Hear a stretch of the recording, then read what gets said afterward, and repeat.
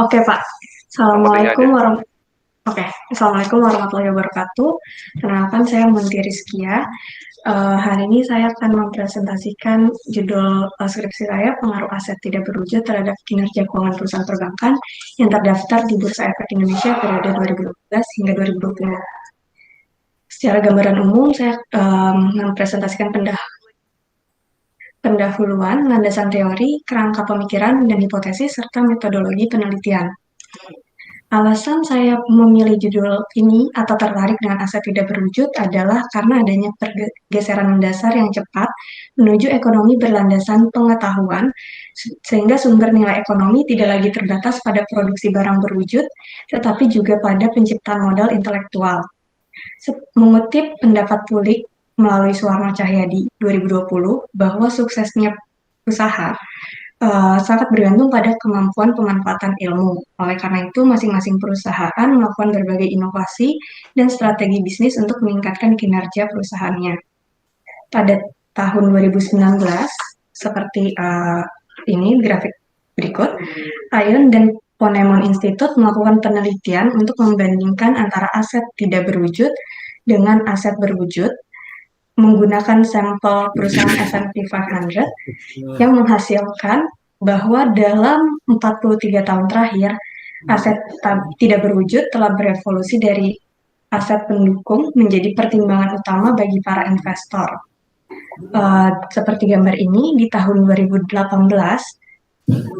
aset tidak berwujud membentuk hingga 84% dari semua nilai perusahaan, yang awal mula hanya 17% pada tahun 1975. Fokus penelitian saya terhadap perbankan yang terdaftar di BEI periode 2015 hingga 2020.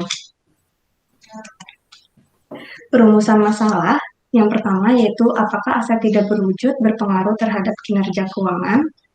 Lalu yang kedua, apakah aset tidak berwujud berpengaruh terhadap kinerja keuangan berbasis pasar. Pembatasan masalah yaitu perusahaan perbankan yang terdaftar di BEI tahun 2015 hingga 2020. Kedua, perusahaan perbankan yang menerbitkan laporan keuangan secara lengkap dan telah diaudit tahun 2015 hingga 2020. Ketiga, perusahaan industri yang terdaftar BEI dan memberikan dividen secara rutin tahun 2015 hingga 2020. Tujuan penelitian yaitu untuk mengetahui pengaruh aset tidak berwujud terhadap kinerja keuangan. Lalu manfaat penelitian yang pertama terhadap perusahaan diharapkan dapat membantu dalam upaya pengambilan keputusan dan pengoptimalan kinerja keuangan melalui investasi pada aset tidak berwujud. Untuk investor diharapkan membantu pengambilan keputusan terkait isu aset tidak berwujud, dan untuk akademisi dapat berkontribusi dalam pengembangan ilmu pengetahuan melalui riset-riset selanjutnya dalam pengaruh aset tidak berwujud. Sistematika penulisan skripsi, bab 1 yaitu pendahuluan, lalu bab 2 landasan teori, bab 3 metodologi penelitian, bab 4 hasil, dan bab 5 penutup dan kesimpulan. Landasan teori yang digunakan, yang pertama itu teori stakeholder. Teori stakeholder dikemukakan oleh Flehmen pada tahun 1983 yang mendasari perusahaan untuk mengungkapkan informasi mengenai aktivitas perusahaan yang dibutuhkan oleh para stakeholder. Oleh karena itu, tujuan perusahaan bukan hanya pada bagaimana menghimpun kekayaan sebesar-besarnya, namun juga bagaimana agar dapat melakukan pencapaian pembangunan yang berkelanjutan. Lalu teori yang kedua yaitu resources based theory, yaitu pengelolaan yang baik terhadap sumber daya internal agar menjadi sumber daya berharga yang langka, sulit ditiru, dan tidak dapat diganti. Menurut Barney, ada 4 kriteria sumber daya perusahaan agar mencapai keunggulan kompetitif yang berkelanjutan. Yang pertama, sumber daya harus menambah nilai positif bagi perusahaan. Kedua, sumber daya harus bersifat unik atau langka di antara calon pesaing dan pesaing yang ada saat ini. Ketiga, sumber daya harus sukar ditiru. Dan yang terakhir, sumber daya tidak dapat digantikan dengan sumber lainnya oleh perusahaan pesaing. Yang ketiga yaitu kinerja keuangan, yaitu hasil atau prestasi yang telah dicapai manajemen dalam menjalankan fungsinya mengelola aset perusahaan secara efektif selama periode tertentu. Lalu ada aset tidak berwujud. yaitu sumber daya fundamental untuk menciptakan kekayaan dan kemajuan perusahaan karena bersifat unik, langka, dan sulit ditiru oleh pesaing. Menurut Chu and Huang 2012, aset tidak berwujud terbagi menjadi 3 kelompok, yaitu internal structure seperti hak paten, konsep, sistem administrasi, struktur hukum, kompetensi individual, dan budaya perusahaan. Yang kedua ada external structure, yaitu relasi antara konsumen dan supplier. Yang ketiga, human capital, yaitu keterkaitan antara kapasitas manusia dalam bertindak pada suatu situasi tertentu, seperti keahlian, nilai, pendidikan, pengalaman, dan motivasi. Perusahaan yang memiliki aset tidak berwujud akan menggunakannya sebagai keunggulan kompetitif guna meningkatkan pendapatan. Walaupun aset tidak berwujud memiliki tingkat resiko dan ketidakpastian yang cukup tinggi, sehingga menimbulkan resiko keuangan yang dapat menurunkan kinerja perusahaan. Berikut untuk kerangka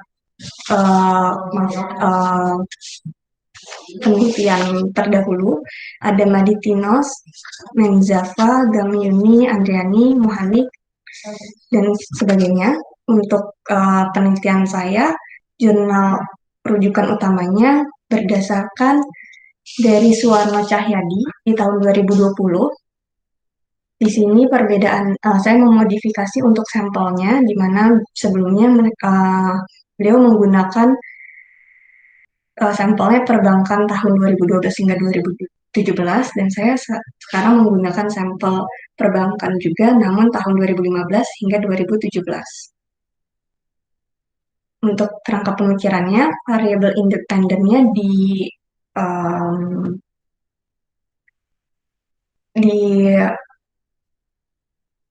variabel dependennya menggunakan FIC atau Value Added Intellectual Coefficient, variabel dependennya menggunakan ROA, ROE, dan PBV, lalu variabel kontrolnya leverage dan ukuran perusahaan.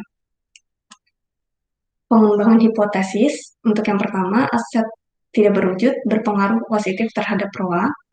Yang kedua, aset tidak berwujud berpengaruh positif terhadap ROE. Yang ketiga, aset tidak berwujud berpengaruh positif terhadap PBV. Objek penelitian, yaitu perbankan yang terdaftar di BEI periode 2015 hingga 2020.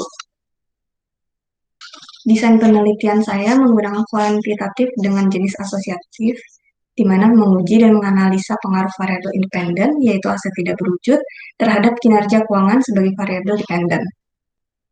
Lalu metode pengambilan sampel, sumber data diambil dari situs resmi BEI dan atau situs resmi perusahaan perbankan. Lalu kriteria sampelnya merupakan perusahaan perbankan yang terdaftar di BEI 2015 hingga 2020, menerbitkan laporan keuangan secara lengkap dan telah diaudit, serta laporan keuangan yang disajikan menyajikan seluruh data yang saya butuhkan untuk mengukur setiap variabel penelitian. Ini untuk variabel dan operasionalisasi variabelnya, variabel dependen, ROA, ROE, PBV, independen aset tidak berwujudnya diwakili oleh FAIC, variabel kontrol, leverage, ukuran perusahaan. Ini untuk operasionalisasinya. Lalu untuk metode analisisnya menggunakan analisis statistik deskriptif, itu digunakan untuk memberikan gambaran dari data yang terkumpul tanpa bermaksud untuk membuat kesimpulan yang berlaku untuk umum atau generalisasi. Lalu analisis regresi, untuk analisis mengenai hubungan antara variabel independen dan variabel dependen. Analisis regresi data panel, yaitu teknik regresi yang menggabungkan data runtut waktu dengan data silang. Uji normalitas untuk mengetahui apakah masing-masing variabel terdistribusi secara normal atau tidak. Lalu ada uji asumsi klasik untuk memberikan kepastian bahwa persamaan regresi yang saya gunakan didapatkan memiliki ketepatan dalam estimasi, tidak bias, dan konsisten. Lalu uji hipotesis, pengujian terhadap suatu pernyataan dengan menggunakan metode statistik sehingga hasil pengujian tersebut dapat dinyatakan signifikan secara statistik. Sekian dari saya, mohon masukannya dari Pak Dikti, Pak Sparta, dan Bu Asri. Terima kasih. Silakan Pak Sparta.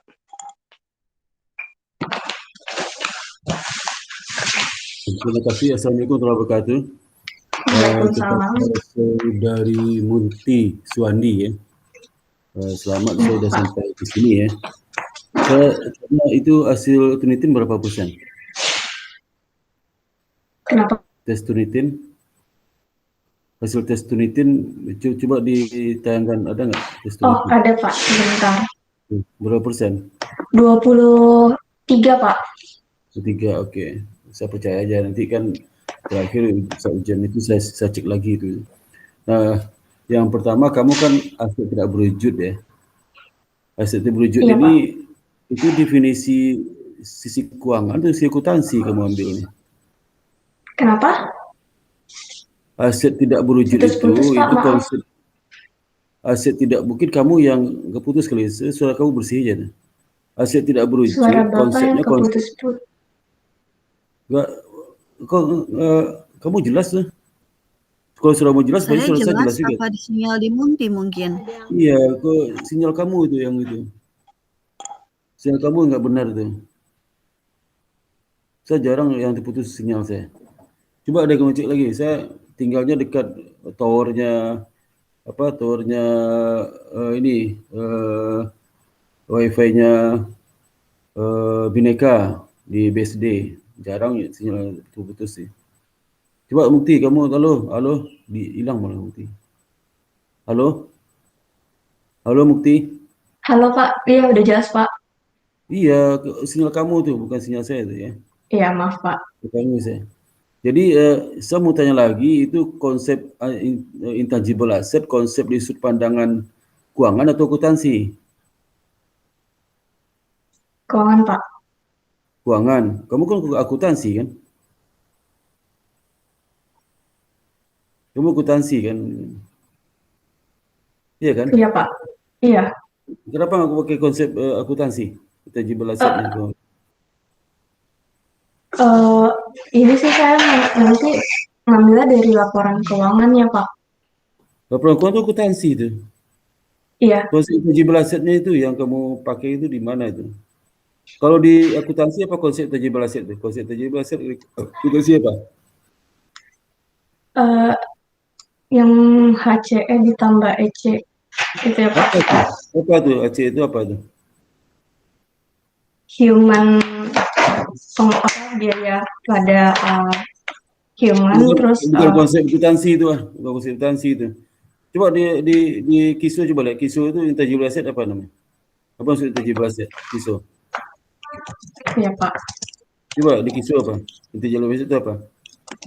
Kamu di Data Santuri nggak ada merujuk KISO itu, intangible asset itu. Ada kamu merujuk di FRS. Tapi KISO nggak kamu rujuk. FRS itu kan standar itu nanti yang konsep harus di buku lah kamu ambil. Baru ambil di standar itu kan guidance praktek itu. Coba di KISO apa namanya? Di KISO apa? Sebentar Pak.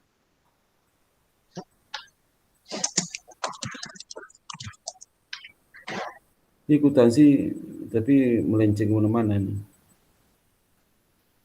Aset tak berwujud teridentifikasi non moneter Pak, yang tidak dapat disentuh atau diukur secara fisik.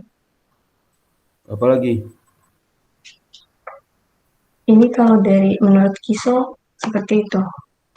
KISO masa itu aja, ada lagi tuh. Saya kan ngajar KISO udah mau muntah, saya ngajar KISO itu. Udah beberapa tahun tiap semester ngajar terus. Masa itu aja definisinya. Sebentar, Kamu mau baca definisinya nggak tuh? Jangan bukan definisi dibaca itu. Ya penjelasan malah. Kamu ambil di KISO ya?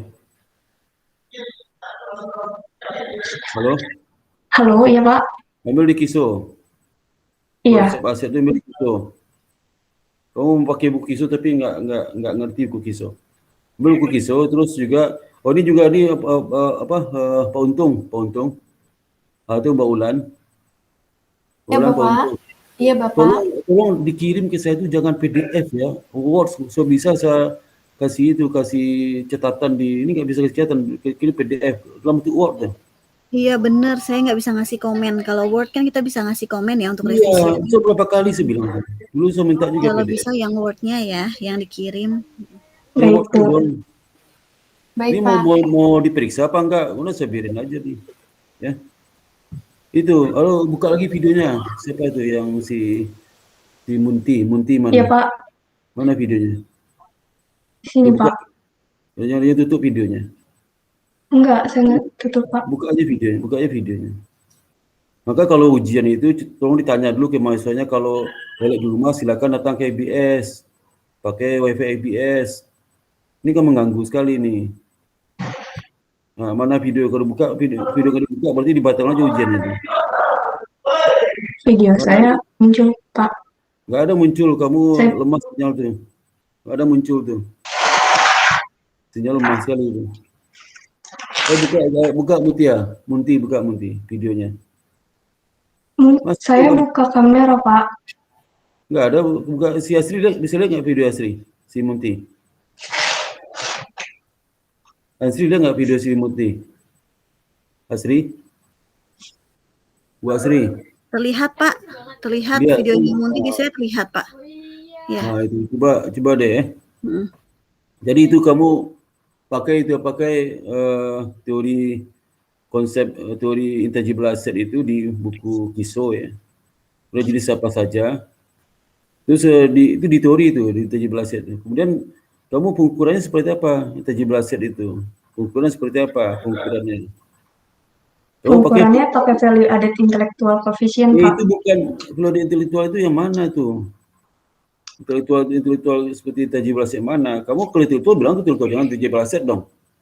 Pakai judulnya di skripsinya intelektual kapital apa? Intelektual kapital itu judulnya, jangan pakai intangible asset judulnya. Nggak nyambung tuh.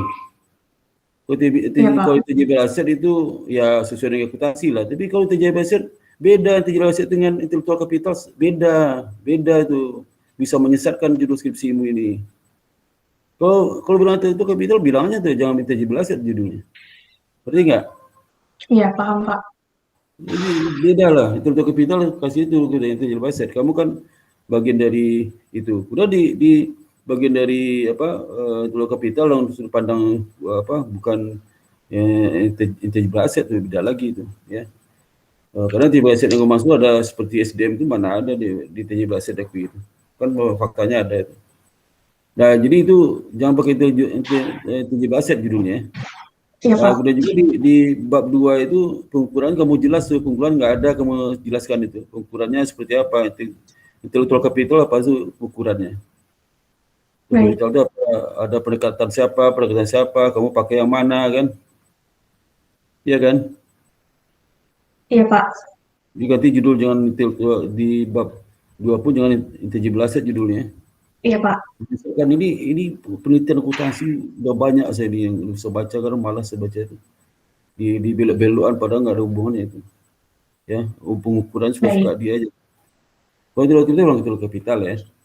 Nah, itu juga berarti kamu ganti deh di bab 2-nya itu kapital diganti.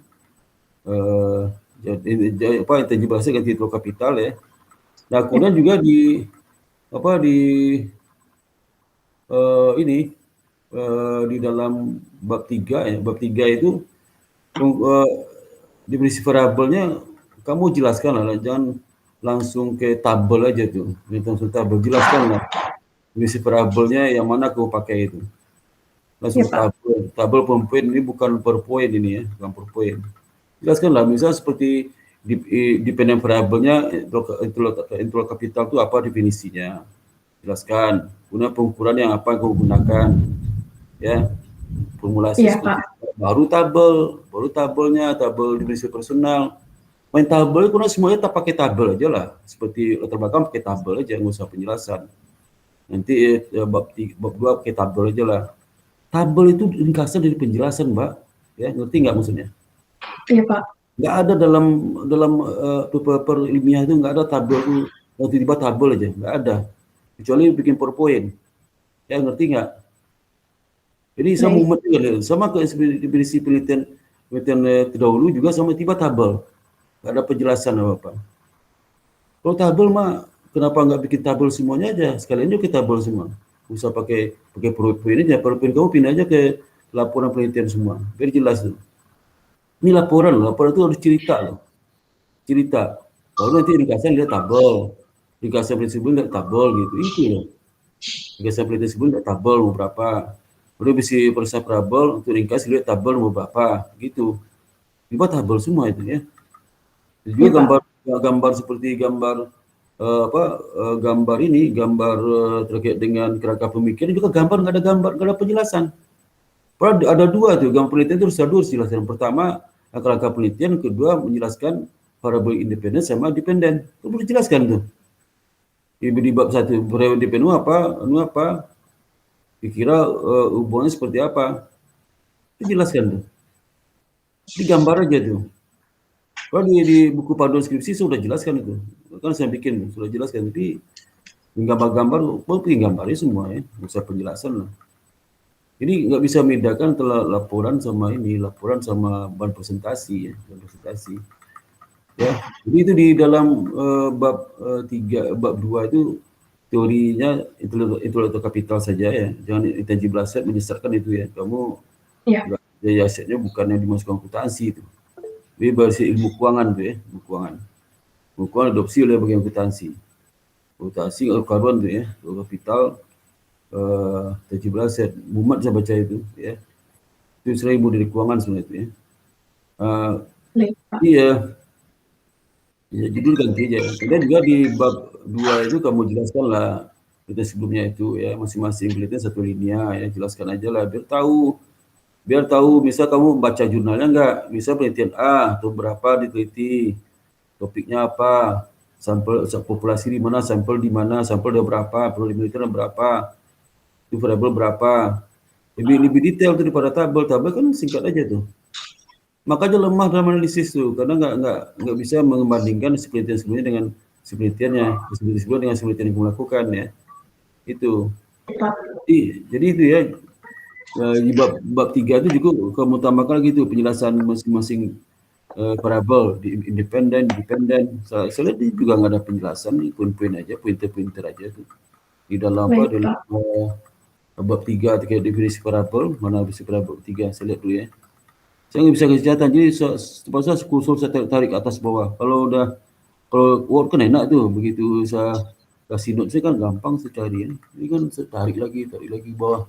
Ada seperti ini nih, variabel dan operasional variabel. Variabel dependen, ROA, ROE, apa ROA? Kan dijelaskan definisi apa yang kamu pakai, definisi itu pengukuran seperti apa, ya? Menurut apa? Baik, Pak. Ini yang ngiri banget nih, itu variabel dependen, intangible asset, definisinya yang mana? Mana tuh konsepnya? Kok jelas nih. Tiba-tiba tabel tiba. Tabel tidak ada lagi variabel, definisi, formulasi, ya. Harus ada satu kolom lagi itu, skala pengukuran. Terus tambah lagi skala pengukuran ya bikin ya. Terus Iya, judul Pak. tabelnya, judul tabel nggak ada lagi itu, judul tabel nggak ada. Judul tabel sama sumber tabel nggak ada bikin ya. Nah, itu aja saya Baik. kasih itu kalau data pustakanya menggunakan Mendeley nggak? Pakai, Pak. Pakai Mendeley? Pakai. Kok nggak bisa saya identifikasi karena dalam bentuk PDF. Kalau pakai Word kan kelihatan, kalau begitu saya itu langsung kelihatan ini pakai versi Mendeley ini ya. Ini nggak bisa saya identifikasi Mendeley apa enggak nih, ya. Ya. Dan juga ini juga nih bagi dosen pembimbing juga ya, bagi penguji juga, tolonglah masukin artikel-artikel dosen bimbingmu, dosen penguji saya kan uji nih, masukin aja tulisan saya tuh, lihat di repository ABS, repository pustaka, tahu nggak? Kamu buka atau pustaka ada repository, ada pustaka S tuh, buka di situ. Nah itu Baik, ada Pak. tulisan saya itu, kutiplah tulisan saya itu ya, Bu Asri ya, 511 ya. Ini citasi itu ya. Kampus lain itu dosennya ratusan citasi. Kenapa? Dia menyuruh dosen mahasiswanya harus pakai menggunakan referensi satu jurnal harus pakai. Ini nggak ada nih, Pak Didi nggak ada. Saya karena kan saya wajar nggak ada, kamu kan baru tahu saya uji. Tapi setelah ini kemasukin tulisan saya, ya. Baik, Pak. Ya. Itu ya, penting tuh, ya. Ini mungkin untuk yang lain juga nih ya, mahasiswa lain, mahasiswa bimbing saya paksain harus pakai referensi saya. Masa dia referensi ambil sumber lain, tapi dosen bimbing nggak dimasukin tulisannya. Itu kan penghinaan tuh. Ya, kecuali udah Iya Pak, sendiri ada maaf Pak. tulisan. Itu ada tulisan. Tulisan saya banyak sekali itu, lihat di buku tadi di repository deh ya. Ya, banyak Baik tulisan. Pak. Ada mungkin ada 50-an ada tuh ya. Putih di situ ya. Baik Itu Pak. penting itu bikin base. Jadi kalau kamu masukin jurnal tuh langsung dibaca citasinya gitu ya. Citasi itu yang perlu dikreditasi juga. Ini akreditasi kita, citasi dosen cuman 3 orang, 2 orang, nggak banyak, nggak banyak. Kalau kampus itu ribuan tuh, 10 dosen udah 1.000 citasinya, 2.000, 3.000 ya. Ini bias citasinya cuman kecil ya, karena nggak dipaksa masuk bimbingan itu cantumkan anunya artikelnya. Ya. Terus itu ya, ya Iya Pak. siapa sih inti ya, harus ya. Kalau nggak tuh saya nggak tantangani skripsi kalau nggak ada tulisan saya sih nggak ada tantangani ya. Mungkin Baik ya, Pak. Nanti ya, akan perbaiki. ya itu aja dari saya ya. Itu perbaiki Oke. dan ya Oke, Pak terima Edi, kasih Pak Makasih Pak. Sparta. ya, makasih Pak Edi ya. Ya, sama Pak. Ya, Salam ya. Kak Sri. Ya, baik Pak Dik-Dik. Saya lanjutkan ya dari saya ya. Assalamualaikum warahmatullahi wabarakatuh. Selamat sore Munti. Sebelumnya selamat ya sudah sampai ke tahap ini. Dan ini saya ingatkan kembali ini baru sempro ya Munti ya. Iya Bu. Jadi di situ saya lihat dari awal yang pertama itu saya udah ketik juga di chat. Kamu bisa lihat pendapat masukan saya di chat. Jadi yang pertama logo IBS-nya itu masih logo yang lama. Gunakan logo yang terbaru ya. Kemudian selanjutnya terkait dengan isu terupdate yang terkait dengan penelitian kamu ini gitu ya. Apa yang mana coba kamu jelaskan. Kemudian riset gap-nya juga dari penelitian kamu ini ya. Jadi apa sih yang menjadi motivasi kamu untuk memilih penelitian dengan judul ini gitu ya. Nah, kemudian tadi mungkin tadi kalau misalkan pembimbing kamu Pak Dik-Dik ya ataupun salah satu penguji ada yang pernah menulis terkait dengan ini yaitu yang tadi Pak Sparta mungkin sitasi bisa disitasi dari entah dimasukkan dalam penelitian terdahulu ataukah di latar belakang ya atau di mana ya yang jelas nanti dimasukkan ke daftar pustaka gitu ya. Nah, ini semua udah saya tulis jelas sih di chat. Mungkin kamu bisa jawab per poin. Ya, lihat ya, nampak ya yang dari saya sudah chat ya. Saya ketik. Iya. Mungkin bisa kamu jawab satu-satu ya per poin ya. Silakan Munti. Oke. Baik Bu. Sebentar. Ya, berarti nanti saya akan perbaiki. Saya tambahkan untuk isu terupdate terkait judul saya. Terus alasan saya termotivasi memilih penelitian ini karena sekarang kan udah serba digital Bu. Jadi saya mau tahu apakah sangat berpengaruh si intellectual capital ini atau intangible asset ini terhadap kinerja keuangan perusahaan. Terus penelitian saya ini bentuknya replikasi dari jurnal rujukan saya. Terus ya rumusan masalahnya tadi ada 1 Bu, betul. Itu Ya, itu hanya 1 saja, sedangkan hipotesis kamu ada 3 kan? Ya, iya. jadi cek kembali rumusan masalahnya itu nggak mungkin cuma hanya 1 saja ya. Oke, Oke. baik. Silahkan lanjutkan.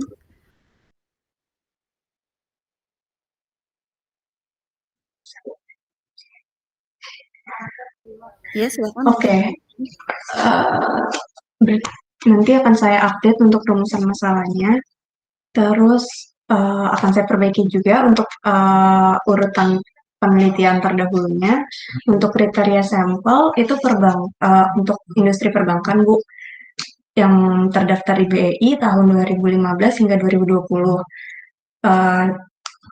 Terus dia mengeluarkan dividen dari 2015 hingga 2020.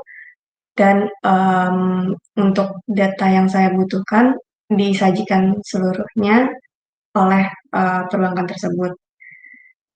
Untuk berapa perusahaan yang memenuhi kriteria sampel sampai sekarang saya masih ini datanya Bu, ngelis datanya. Gitu. Belum kamu list berarti kira-kira ada berapa yang memenuhi kriteria sampel kamu belum kamu lihat sama sekali, belum survei berarti?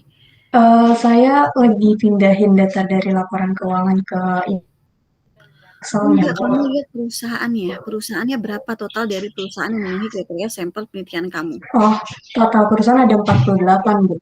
Perusahaan 48 perbankannya.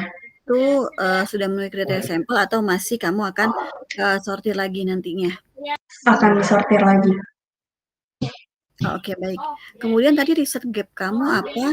Ini penelitiannya kan penelitian baru atau replika? Kalau replika kamu jelaskan dari penelitian siapa yang kamu replikasi? Saya replikasi dari Suwarno, Bu. Coba ditampilkan di sini ada nggak untuk penelitian terdahulunya di PPT-nya? Ada, sebentar.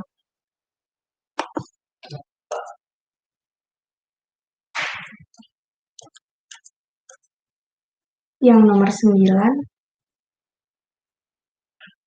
Suwarno dan Cahyadi. Suwarno dan Cahyadi nomor Iya, 9 tahun 2020 2020. Mereka ya. sampelnya Ini jurnal nasional terakreditasi atau tidak? terakreditasi. Oke, masuk ke Sinta ya. Oke, baik. Kemudian Ya. sampelnya apa bedanya dengan penelitian yang akan kamu laksanakan ini? Kalau penelitian sebelumnya itu perbankan periode 2012 hingga 2017.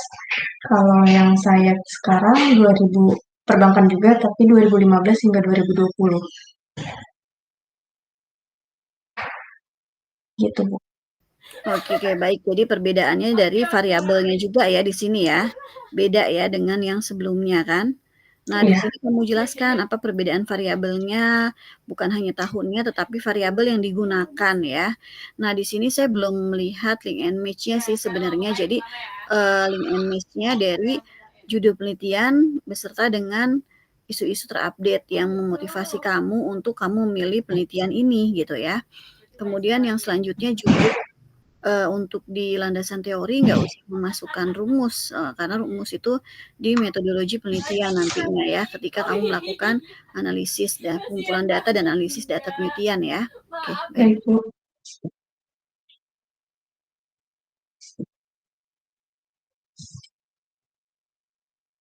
Terima kasih Bu Asri dan Pak Sparta untuk masukannya. Iya, nanti direvisi Sama-sama, ya. Mufti, Itu ya. juga kata pengantar nggak usah dulu karena ini baru sempro ya. Logo diperbaiki, semuanya di apa namanya istilahnya dicek kembali. Jadi jangan malas untuk membaca dari awal bab 1, 2, 3 mana yang sudah sesuai, mana yang belum sesuai. Begitu juga penelitian terdahulu diurutkan dari 2020, 2019 sampai dengan seterusnya ya, Munti ya. Ya. Baik, Bu. Baik, itu Terima aja. kasih, Bu. Ya, terima kasih Bu Asri. Silakan Munti kamu tutup. Sekian presentasi dari saya. Assalamualaikum warahmatullahi wabarakatuh. Terima kasih banyak Bu Asri, Pak Sparta, Pak Dikdik untuk waktu dan masukannya. Ya, terima kasih Pak Sparta, Bu Asri. Sama Pak Didik. Ya, sama-sama Pak Dikdik, Pak Sparta, Pak Untung, dan yang lainnya. Oke, ditunggu Terima kasih revisinya Pak ya, Sparta, Munti ya. Pak Dikdik, Bu Asri. Cepat ya, Munti. Saya izin lab ya. Ya, Sebulan Ya, lagi Pak. Juni udah selesai ya, Juli ya. Ya, Pak. Juli udah ujian, nanti kamu iya betul. kalau presentasi masalah online ya sebelum tantangan ya. Ya, Pak. Ya, online melalui nanti kirim aja ke WA saya nomor HP-mu ya. Iya, Pak. Ya, oke. Terima kasih, Pak. Sama-sama. Ya, baik, oke. Terima kasih Pak Sparta, Bu terima Asri. kasih. Mbak Ya, Ulan. ya. Makasih Mbak Makasih, Ulan, Pak ya. Untung. Ya, alhamdulillah cepet nih selesai.